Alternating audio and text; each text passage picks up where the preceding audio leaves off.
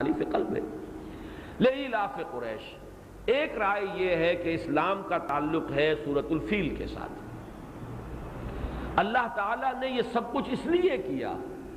کہ قریش کی دلجوئی ہو۔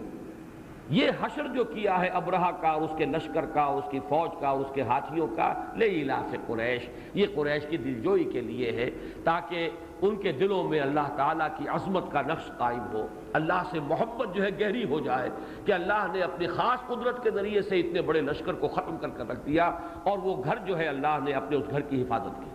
لیکن یہ شاذ رائے ہے، اصل یہی ہے کہ لإیلاف قریش آگے کے ساتھ جڑ رہا ہے،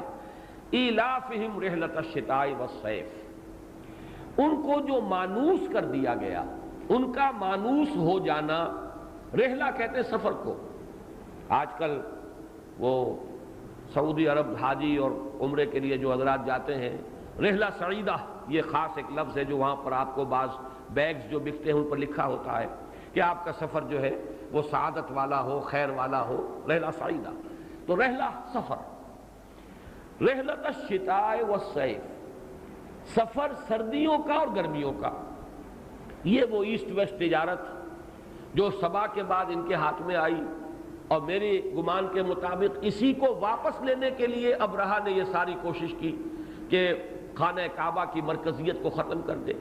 اور خانہ کعبہ کی وجہ سے، اس کے متولی ہونے کی وجہ سے قریش کو جو مراعات حاصل ہے، جو تحفظ حاصل ہے، وہ ختم ہو جائے تاکہ یہ تجارت پھر ہمارے قبضے میں آ جائے۔ ایلافہم رحلۃ الشتاء والصیف، اللہ تعالیٰ نے ان کو مانوس کر دیا۔ وہ سردیوں میں سفر کرتے تھے یمن کی طرف،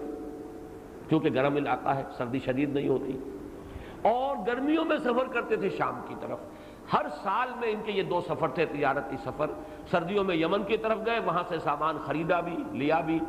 اور اس کو منتقل کیا، اور پھر یہ کہ اس کو لے گئے گرمیوں کے سفر میں شمال کی طرف، اس لیے کہ وہ ذرا ٹھنڈا علاقہ ہے، تو گرمیوں میں وہ سفر آسان ہے، شام کے ساحل پر پہنچا دیا، اور اسی میں ان کی اپنی تجارت بھی تھی، اسی تجارت پر ان کی خوشحالی کا دار و مدار تھا۔ اور چونکہ یہ متولی تھے کعبے کے، لہذا ان کے قافلوں کے اوپر کوئی حملہ نہیں کرتا تھا، انہیں ایک حفاظت حاصل تھی۔ تو لإیلاف قریش ایلافہم رحلۃ الشتاء والصیف۔ اب اس کے دونوں ترجمے ہوں گے علیحدہ علیحدہ۔ باوجود مانوس کیے جانے کے قریش کے، یعنی ان کا مانوس کیا جانا سردی اور گرمی کے سفر سے، اس کے باوجود ان کا حال یہ ہے، یہاں گویا کہ محذوف مانا جائے گا کلام، کہ پھر بھی وہ شرک کے اندر مبتلا ہیں، پھر بھی وہ اللہ کی ناشکری کر رہے ہیں، پھر بھی وہ محمد صلی اللہ علیہ وسلم کی دعوت پر کان نہیں دھر رہے، اس کے باوجود کہ اللہ کے احسانات، اللہ کا انعام جو ہے ان پر، وہ ان کے بالکل سامنے ہے، ان کے نگاہوں کے سامنے ہے۔ اگر تو تعجب کا لام ہے تو ترجمہ یہ ہوگا، اور اگر لام عاقبت ہے تو گویا کہ مطلب یہ ہوگا کہ اس کا نتیجہ یہ نکلنا چاہیے، اللہ کے اس انعام و اکرام کا جو ان پر ہوا ہے، اللہ نے جس طریقے سے اس کعبے کی مرکزیت کو ذریعہ بنا دیا ان کی خوشحالی کا، اگر آ رہا ہے ان کو امن بخشا ہے اس کعبے کی وجہ سے، اس بیت اللہ کی وجہ سے، تو انہیں چاہیے فَلْيَعْبُدُوا رَبَّ هَذَا الْبَيْتِ۔ یہ گویا کہ وہ دعوت محمدی صلی اللہ علیہ وسلم، اس دعوت کا جو آغاز ہوا ہے مکے کے اندر، اب اس کی تائید کے لیے اللہ تعالیٰ نے اپنے ان احسانات کو بیان کیا۔ دیکھو اس گھر کو ہم نے اپنی قدرت خصوصی سے بچایا، جبکہ 60,000 کا لشکر ہاتھیوں کے سمیت آ گیا تھا اس کو گرانے کے لیے۔ دیکھو اس کو ہم نے ذریعہ بنایا تمہارے لیے، تمہاری خوشحالی کا ذریعہ، تمہارے محفوظ اور مامون ہونے کا ذریعہ بنایا۔ فَلْيَعْبُدُوا رَبَّ هَذَا الْبَيْتِ، تو انہیں چاہیے کہ پرستش کریں، بندگی کریں اس گھر کے مالک کی۔ قریش کے بارے میں بھی جان لیں کہ اس کا تسمیہ کیا ہے۔ ایک رائے یہ ہے کہ قرش ایک سمندری آبی جانور کہلاتا ہے، جو بہت عظیم الجثہ، جو دوسری جو بھی آبی جانور ہیں انہیں خود کھا جاتا ہے، لیکن اسے کوئی نہیں کھا سکتا، وہ سب پر غالب رہتا ہے لیکن کوئی اس پر غالب نہیں آتا، وہ قرش ہے۔ اس سے یہ تصغیر کا صیغہ ہے قریش، کیونکہ قریش بھی عرب کے اندر ایک ایسا قبیلہ بن گئے تھے کہ وہ غالب تھے، حاوی تھے، کوئی ان کے قافلے کے اوپر ہاتھ ڈالنے کی ضرورت نہیں کرتا تھا، اس لیے ان کا نام قریش پڑا۔ ایک یہ بھی ہے کہ قرش کے معنی کسب ہے، کمائی کرنا، تجارت کرنا، تو چونکہ یہ المتجرین بن گئے تھے چاروں بھائی، لہذا ان کا نام قریش پڑ گیا۔ ایک یہ بھی ہے کہ تقرش عربی زبان میں آتا تجمع کے لیے، جمع ہو جانا کسی جگہ پر، تقرش،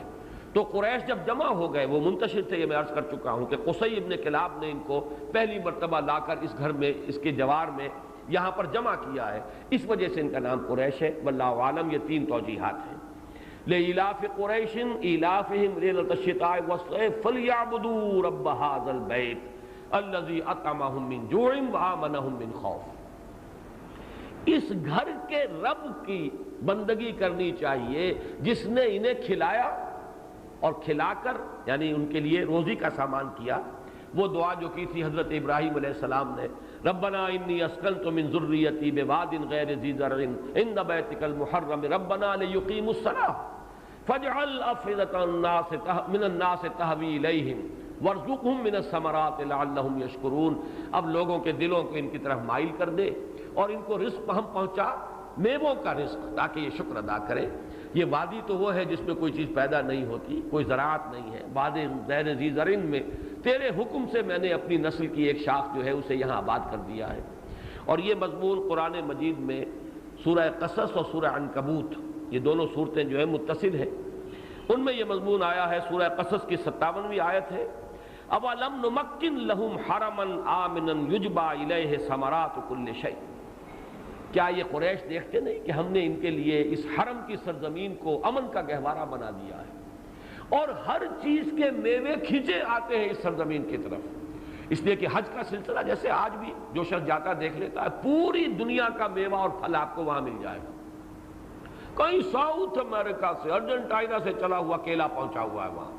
کہاں کہاں سے ہر شے دنیا کی آپ کو ملے گی مکہ مکرمہ کے اندر۔ اس لیے کہ حجاج بھی آتے ہیں، لے کر آتے ہیں، اور یہ سلسلہ خیر اب تو بڑی تجارت کا سلسلہ ہے۔ پہلے یہ کہ کونے کونے سے حاجی آتے تھے، چیزیں لے کر آتے تھے، پھر وہاں آ کر انفاق کرتے تھے، وہاں قربانیاں کرتے تھے، نہر ہوتا تھا۔ اس نہر ہی کی وجہ سے یہ خانہ بدوش لوگ جن کے پاس وہاں اور کچھ ذریعہ نہیں تھا، بھیڑیں بکریاں پال لی، کہیں پہاڑوں کے اوپر بارش ہو گئی، وہاں کہیں کوئی سبزہ ہو گیا، وہاں پر وہ چرتی نہیں، لیکن یہ کہ پھر ان کی پوری قیمت انہیں وصول ہوتی تھی جب حاجی آتے تھے اور خریدتے تھے۔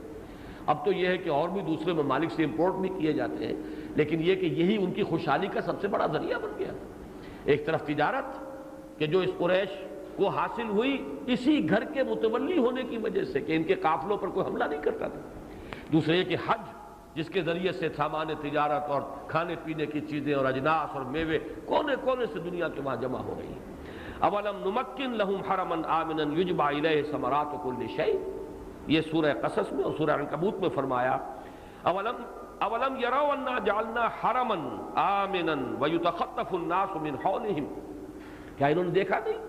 ہم نے ان کے لیے حرم کو امن کی جگہ بنا دیا ہے، جبکہ لوگ آس پاس سے اچک لیے جاتے ہیں۔ جو آج کل اغوا ہوتا ہے، اغوا برائے تاوان، یتخطف الناس جو ہے صحیح ترین تعبیر یہی ہے، کوئی آدمی کہیں جا رہا اسے کھینچا اور لے گیا جنگل کے اندر اور اسے تاوان طلب کر لیا، لیکن وہاں یہ کہ حملہ کرنا اور تاخت و تاراج جو کرتے تھے اس کے لیے یتخطف الناس من حولہم، لوگوں کو جانوں کو تحفظ حاصل نہیں ہے عرب کے اندر، لیکن ان کو قریش کو اس حرم کی وجہ سے انہیں تحفظ حاصل ہے، ان کی جان اور مال کی حفاظت ہے، ان کو ایک سیادت اور قیادت حاصل ہوئی ہے پورے عرب کے اندر۔ فَلْيَعْبُدُوا رَبَّ هَذَا الْبَيْتِ الَّذِي أَطْعَمَهُم مِّن جُوعٍ وَآمَنَهُم مِّن خَوْفٍ، پس چاہیے کہ بندگی کریں اس گھر کے رب کی، اس گھر کا مالک، اس گھر کا رب۔ رب کا لفظ جو ہے کہیں آگے چل کے میں مزید وضاحت بھی کر دوں گا کہ رب در حقیقت دونوں معنی دیتا ہے، مالک بھی اور پالنہار اور پروردگار بھی، لیکن اصل میں جو لفظ ہے رب، را با با، اس کا اصل مفہوم ہے مالک، رب المال، مال والا، رب الدار، گھر والا، رب هذا البیت، اس گھر کا مالک، اس گھر کا پروردگار بھی معنی کر لیجئے، لیکن یہ کہ ظاہر بات ہے کہ گھر کی پرورش کا کوئی مفہوم نہیں ہے، یہاں پر جو لفظ آئے گا اس گھر کے مالک، اس گھر کے آقا کی بندگی اور پرستش کرنی چاہیے، جس نے انہیں خوشحال بنایا، رزق دیا بھوک سے نجات دینے کے لیے، اور امن دیا خوف سے نجات عطا کرنے کے لیے۔ یہ گویا کہ وہ